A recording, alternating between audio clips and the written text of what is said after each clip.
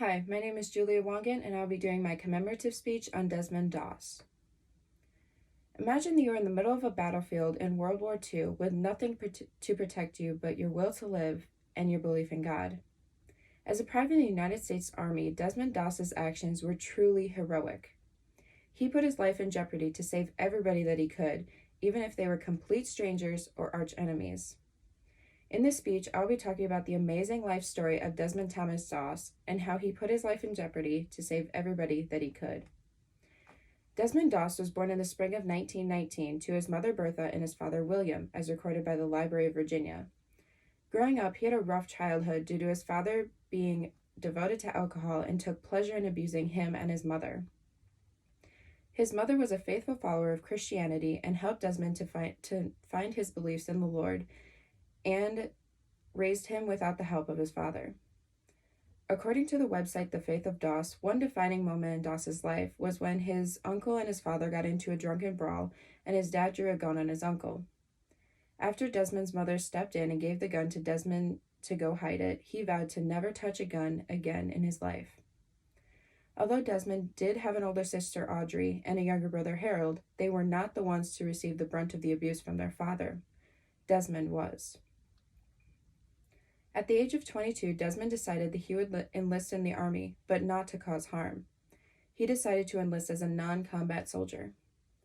When he was introduced to his unit, his fellow comrades did not agree with his views and despised his wishes. They tried everything to make him transfer to a different unit, including repeatedly threatening and harassing him. The soldiers who made his life miserable would soon find out that their lives would be in the hands of Private Doss.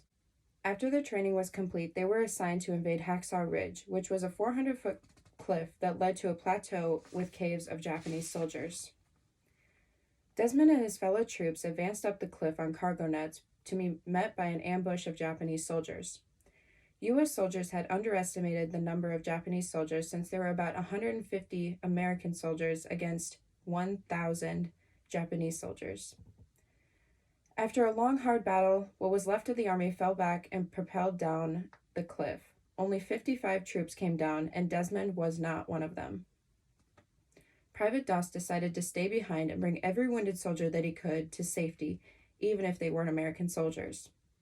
By the end of the day, Doss had propelled down 75 wounded men to the safety of the base below the cliff.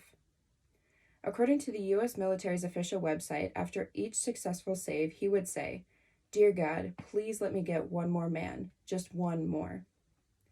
After he propelled himself down the cliff that day, his unit had a newfound respect for him. They refused to go back up the cliff without his company and a prayer. Little did Desmond know that the next time that he headed back up the cliff would be his last.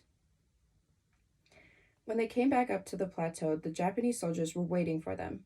They threw grenades at the soldiers, and while everybody else took cover, Desmond went and picked up the grenades and threw them as far away as he could. As he went to get another one, it went off and he was thrown away from it. When he woke up, he was being taken on a stretcher, but he noticed that someone needed it more than he did, so he got up and continued his work.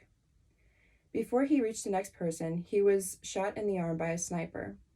This time, there was no going back. He was unable to keep going. His fellow comrades came over to help him. He was propelled down to the base and sent straight to the hospital for his major injuries. After he was discharged from the hospital, he was sent directly to Washington, D.C. to receive the Purple Heart from President Harry Truman. According to a New York Times journalist, Richard Goldstein, Doss later married his wife, Dorothy, and settled in Alabama, where they raised their son, Desmond Doss, Jr. Desmond later died of breathing complications when he was 87 due to a history of having tuberculosis. In conclusion, Doss's actions were truly heroic. He put his life in jeopardy to save complete strangers and even the enemy. He didn't look at someone and think that they didn't deserve a second chance.